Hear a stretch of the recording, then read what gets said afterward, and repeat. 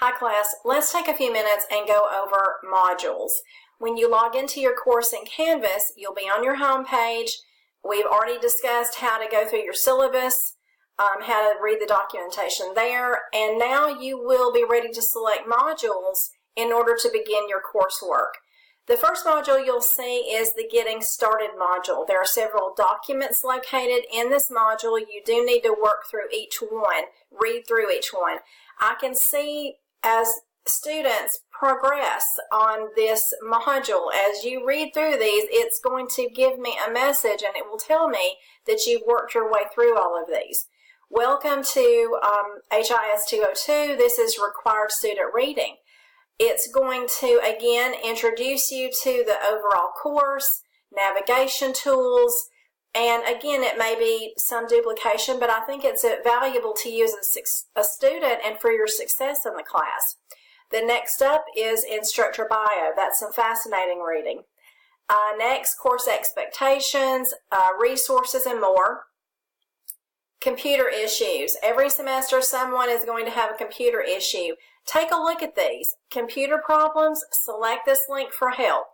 I've given you tips, suggestions, there's tutorials, there's all sorts of information here to help you be a successful student in an online environment. The next module you'll come to is Registering with McGraw-Hill Connect, completing a student agreement, and introducing yourself to the class. I'm going to select McGraw-Hill Connect. All students must register in order to have access to some of their class material. When you select this link, you're going to come to a page that says Begin. You'll select this, and then you will have an opportunity to select McGraw-Hill's Connect. This is where some of your assignments will be located. You may already have a Connect account. It's possible. But I would consider selecting Register and trying to register just for this class. And you can always go to Connect Student Help for more help with registration. But basically, you're just going to be logging in and registering, providing your email and that kind of thing. I don't think you'll have any problem getting started and getting registered. If you do, feel free to let me know, but try to communicate with McGraw-Hill first. By selecting this link, you will have another way to contact customer service help for your Connect access and the McGraw-Hill products. Okay, so under modules, we were registering with McGraw-Hill. You just do that one time. When you go in to register, you do have the opportunity to select a free trial. So feel free to take advantage of that. That is a great opportunity for you to test out the ebook and see if you'll be satisfied with the ebook or if you need a hard copy. The next module is Student Resources, Helpful Links for Success. Class, I'm providing you a weekly study plan. Make sure you read this before you get started. I'm not going to take the time to go over it here, but it is an important way for students to get familiar with the course material, to be familiar with the assignments, and how to be successful and do well in the class. So be sure to read your weekly study plan. I'm providing Learn Smart and SmartBook tutorials. SmartBook is what McGraw-Hill calls the ebook. Why read primary sources? You will be reading some primary sources in this course, and here's an information regarding why. Grammar guide, and then a reflection sample. I want students to understand what they need to turn over, what they need to turn in to be a successful student. What kind of material am I looking for? I've given you detailed directions on the syllabus. I hope you've read those by now. But before you submit your first sample, before you submit your first reflection, please read the reflection sample, and this way you'll know exactly what I'll be looking for as a student. All right, let's take a look at the first chapter module, Chapter 16. Sometimes I provide tips. Sometimes you will find instructor videos. You will always find the McGraw-Hill Connect link. If you need it, that will take you to the ebook or the SmartBook if you want to go that route. You also have an optional resource to pull up a PowerPoint presentation to guide your reading through the chapter. I will always include videos, class, for material that we're covering in that chapter. And typically these videos will bring a topic to life for you, or it might even help you with your reflection or your discussion or whatever writing assignment that we have.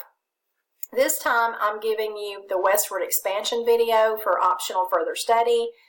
I've also provided additional reading for Chief Joseph, which is your reflection assignment this time. You will have a link to the Chapter 16 Key Term Quiz, and you'll have a link to the Learn Smart. Now remember, we mentioned Learn Smart when we were going over the syllabus. This is a gaming type assignment that you'll be able to go in and master terms and master objectives for the class, and you can go in and out as often as you need to, as many times as you need to, up into the due date in order to complete the Learn Smart. It's going to feed you a few questions and you'll be answering those questions. So take a look at that. If you have any problems or questions when you're doing your first Learn Smart, let me know. I'll be glad to help you. But again, be sure to read the directions in the syllabus before you begin. The Learn Smart, I've also provided, if you'll notice, a link here to the Learn Smart and the Smart Book tutorials. So Chapter 18, again, something similar. Provided a PowerPoint for a resource, some photographs, a video, the chapter quiz, and the Learn Smart link. So each chapter will have a variety of resources to help you navigate the chapter. It will also have the links to your assignments. I'm going to scroll down to the midterm module. Students, the entire semester is open. All of the assignments that are due to you this semester are available for you to complete. You will need to complete each chapter in chronological order. You will need to complete, let's say chapter 16 before you go to chapter 17. But the entire course is open. The only thing that you cannot do, except for on certain dates and certain times, is take your midterm and your final exams. So your midterm exam is going to be open a certain set of dates and times. Your final will be open a certain set of dates and times. You can go to the syllabus to find those dates and times. I am providing a study guide to help you with the midterm exam and the final exam. And before you begin working on any in the midterm exam, you definitely need to read the syllabus section on the midterm and the final exams. And again, you can complete coursework, but you cannot complete the midterm except for specific dates and times. And you can refer back to your syllabus for that, specific dates and times that it will be open. So carrying forward, we do have optional extra credit available for students. Take a look at those if you want to complete those at the end of the semester. When you take your course evaluation, BSCC wants to know what students think about their classes.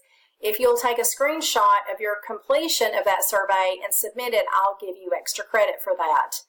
Under the final exam, again, the final exam, don't open it until you're ready to take it, and it's only going to be open for a few days. I would like to point out, both the midterm and the final exam will close at noon on a specific date. The final exam, I believe, closes on August the 1st at noon, and that's going to be on a Wednesday. The midterm exam is going to close on June the 29th at noon, and that's going to be on a Friday. But check with the syllabus. You'll find those dates and times issued there. So modules class is where you'll go each time to complete your coursework. As you work your way through these modules, I'm notified of your progress. Please let me know if you have any questions or suggestions as you begin working in the class. I'm always here to help students. Please keep in touch.